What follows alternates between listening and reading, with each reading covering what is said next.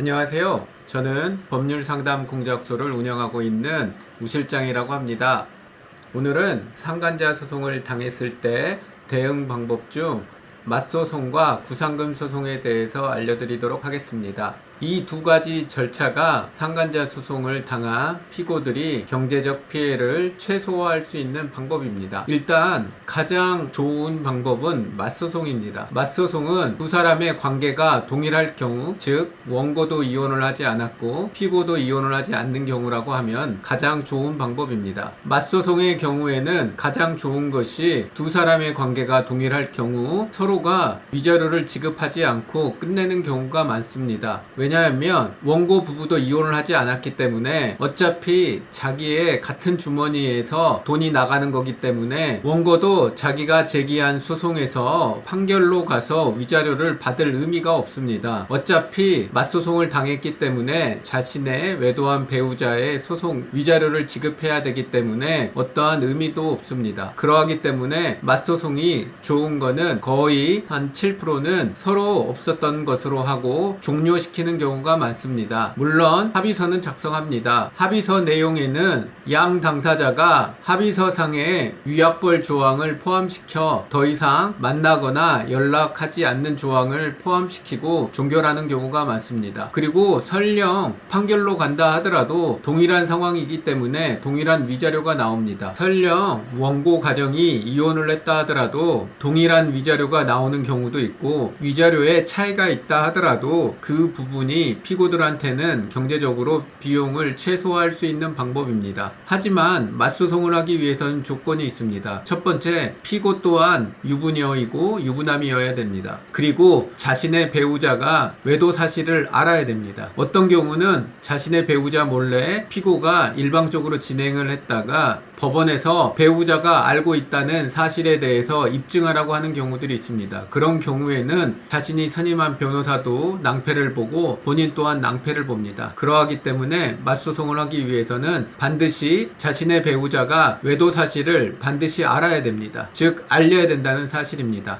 이 부분이 맞소송을 하는데 가장 큰 걸림돌이 될 수가 있습니다. 배우자가 안다라고 하면 무조건 맞소송은 해야 됩니다. 그런데 만일 자신은 유부남이거나 유부녀인 경우가 아닌 경우, 솔로인 경우에는 맞소송을 할 수가 없습니다. 그런 경우에는 구상금 소송을 해야 됩니다. 구상금 소송은 본인이 당한 소송에서 반드시 판결로 가야 하고 판결에서 인정된 금액을 본인이 다 지불한 경우에는 무조건 원고 배우자를 상대로 구상금 소송을 할 수 있습니다. 구상금은 맞소송과 다르게 구상금은 전체 금액을 청구하는 것이 아니라 본인이 지급한 금액 중 절반에 해당하는 금액을 원고의 배우자에게 청구할 수 있습니다. 구상금의 경우에는 특별한 예외적인 경우를 제외하고는 대부분 프로를 받을 수 있습니다. 보통은 본인이 지급한 원금의 이자에 해당하는 50%를 청구해서 대부분 인정받을 수 있습니다. 그런데 가끔은 본인이 지급한 변호사 비용도 청구해서 인정받는 경우도 있지만 그런 경우는 흔하지는 않습니다. 그런데 구상금 소송을 하기 위해서는 반드시 조건이 있어야 됩니다. 본인이 절대 원고와 개인적 합의를 하거나 아니면 본인이 당한 상간자 소송에서 합의로 끝나면 안 됩니다. 무조건 판결로 가야 됩니다. 판결로 가서 거기에 해당한 위자료를 지급해야지만 구상금 소송을 할 수가 있습니다. 그리고 또 하나 주의해야 될 거는 만일 원고의 가정이 이혼을 했을 경우에 원고가 자신의 배우자로부터 위자료 명목으로 받은 것이 있는지 확실하게 확인을 해봐야 됩니다. 합의서를 통해서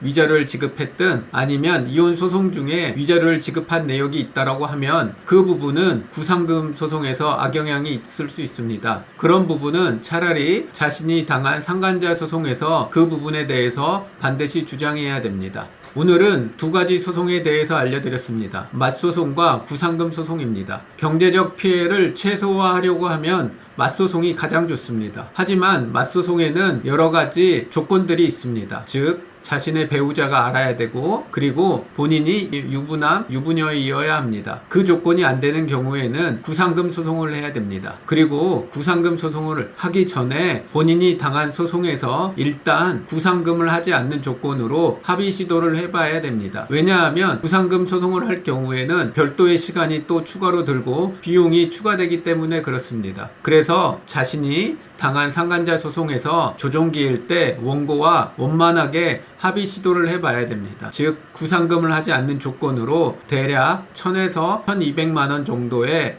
금액으로 합의를 해보는 것이 좋습니다. 왜냐하면 본인이 위자료가 2천만 원이 나왔을 경우에는 어차피 구상금 소송을 하더라도 1000만 원을 받는 것입니다. 그러하기 때문에 1000만 원에서 1200만 원 사이 정도라고 하면 구상금을 하지 않는 조건으로 합의를 하는 것도 좋은 방법이 될 수 있습니다. 하지만 원고가 조정에 응하지 않거나 판결로 무조건 가는 경우에는 반드시 구상금 소송을 해야 됩니다. 그렇게 해야지만 피고가 경제적으로 입는 손실을 최소화할 수 있습니다. 다시 한번 강조드립니다. 외도는 본인 혼자만의 잘못이 아닙니다. 원고 배우자와 함께 원고 배우자가 더 나쁜 사람인 경우가 더 많습니다. 그러하기 때문에 절대 본인 혼자만 책임지려고 하는 그런 모습을 보일 필요는 절대 없습니다. 경제적인 피해를 최소화해야 됩니다. 그러기 위해서는 구상금 소송과 맞소송을 해야 됩니다. 특히 맞소송의 경우에는 최대한 빨리 들어가는 것이 좋습니다. 왜냐하면 앞에도 언급해 드렸듯이 맞소송의 가장 큰 목적은 서로 위자료를 지급하지 않고 끝내는 방법입니다. 그러기 위해서는 맞소송이 자기가 당한 소송과 비슷하게 진행되는 것이 좋습니다. 그러하기 때문에 본인이 맞소송을 해야 된다고 하면 최대한 빨리 하는 것이 좋습니다. 구상금은 판결 끝나고 하면 됩니다. 그러하기 때문에 구상금 소송 같은 경우는 시간적 여유가 있습니다. 하지만 그와 달리 맞소송은 최대한 빨리 진행을 하는 것이 좋습니다. 오늘은 구상금 소송과 맞소송에 대해서 알려드렸습니다. 보다 자세한 것은 저의 블로그 법률상담공작소를 확인해 보시거나 저에게 연락을 주시면 더욱더 자세한 설명을 해드리도록 하겠습니다. 오늘도 저의 영상 시청해 주셔서 감사합니다. 고맙습니다.